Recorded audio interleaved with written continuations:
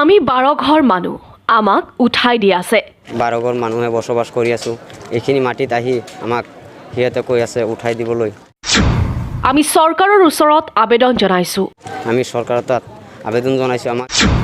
আমাৰ কোনো উপায় নাই আমাক এতিয়া কি কৰিব আমাৰ কোনো উপায় নাই আমি নিউপায় এতিয়া আমি ক'ত যাম লৰা ছোৱালী লৈ এতিয়া আমি ক'ত যাম এনেকুৱা লৰা ছোৱালী লৈ আমি কাম কাজ কৰি খাও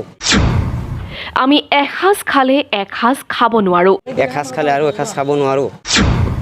এইখিনি মাটিৰ ওপৰত চৰকাৰে কিয় জুলুম চলাইছে আৰু এইখিনি মাটিৰ ওপৰত চৰকাৰে কিয় ইমান জুলুম চলাইছে আমাক কি মাৰিবলৈ লৈছে নেকি কি মাৰিবলৈ লৈছে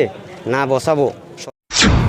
আমি সকলোৱে অসমৰ মানুহ আমাৰ ভিতৰত যে আমি অসমৰ মানুহ হৈ আমাৰ ভিতৰত চৰকাৰৰ ভিতৰত দয়া মায়া নাই নেকি ভিতৰত ইমান মায়া দয়া নাই নেকি চৰকাৰৰ ভিতৰত হয়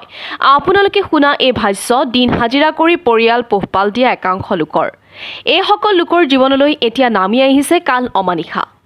এই কাল অমানিশাৰ বাবে এতিয়া হাহাকাৰ হৈ পৰিছে এই সকল লোকে এতিয়া এৰি যাব লাগে নিজৰ ঘৰ বাৰী এই খবৰ পোৱা মাত্ৰ দিশহাৰা হৈ পৰিছে 12টাকৈ পৰিয়াল এয়া প্ৰথমবাৰৰ বাবে নহয় বাৰম্বাৰ এই সকল লোকৰ জীৱনলৈ নামি আহিছে কাল অমানিশা কোনো জাননী নিদিয়াকৈ 4 মাহ পূৰ্বেও এই সকল লোকক উচ্ছেদ কৰিবলৈ চলোৱা হৈছিল প্ৰস্তুতি লগে লগে এই সকল লোকৰ কাষ চাপিছিল আমচুৰ এটি প্ৰতিনিধি দল যাৰ বাবে স্থগিত হৈ আছিল এই সকল লোকৰ উচ্ছেদ অভিযান দবকাৰ বিন্নাকান্দি উন্নয়ন খণ্ডৰ অন্তৰ্গত চাংমাজি গাঁও পঞ্চায়তত অমৃত সৰোবৰ আঁচনিৰ জৰিয়তে পুখুৰী খন্দাৰ বাবে প্ৰায় 12টাকৈ পৰিয়ালৰ মাজত বিন্নাকান্দি উন্নয়ন খণ্ডৰ খণ্ড উন্নয়ন বিষয়ে অবৈধভাৱে উচ্ছেদ অভিযান চলোৱাৰ অভিযোগ উত্থাপন কৰে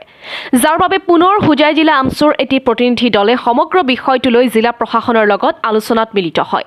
তাৰ উপৰিও আঁচনি ধন আত্মসাৎ কৰিবলৈ পুখুৰী থকা ঠাইত পুখুৰী খন্দাৰ অভিযোগ উত্থাপন কৰে আমচুৱে ডবকা সাৰ্কেল অফিচৰ অন্তৰ্গত চাংমাজি এলেকাত অমৃত সৰোবৰ আঁচনিৰ নামত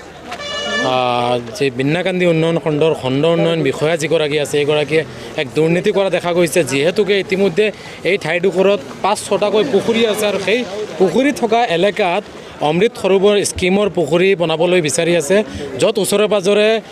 প্ৰকৃত ভাৰতীয় লোক আছে যিসকলৰ ঘৰ বা মাটি একো নাই আমাৰ দাবীটো হ'ল যে পঞ্চায়তৰ কাষত যিহেতু বলিয়া পুখুৰী নামৰ এডোখৰ ঠাই আছে য'ত কোনো লোক বসবাস কৰা নাই সেই ঠাইডোখৰত অমৃত সৰোবৰ স্কিম বনাব লাগে কি কাৰণত এই বিডিঅ'গৰাকীয়ে এই স্কিমৰ নামত টকা আত্মসাৎ কৰাৰ কাৰণে হয়তো এই পুখুৰী থকা এলেকাত এই স্কিম ৰূপায়ণ কৰিব বিচাৰিছে আৰু এই সাধাৰণ নিৰীহ যিসকল লোক খাটি খোৱা দিন হাজিৰা কৰা লোকসকলৰ ওপৰত অত্যাচাৰ কৰি আছে সেই মৰ্মে আমি জিলা প্ৰশাসনক এই বিষয়ৰ ওপৰত আমি অৱগত কৰিছিলোঁ আৰু আজি ডবকা চক্ৰ বিষয়াৰ কাৰ্যালয়ত এখন আলোচনা হৈছে এই লোকসকলৰ সুবিধাৰ্থে জিলা প্ৰশাসনে সুব্যৱস্থা ল'ব বুলি আমাক আশ্বস্ত কৰিছে ইমানখিনি আছিলে আজিৰ আলোচনা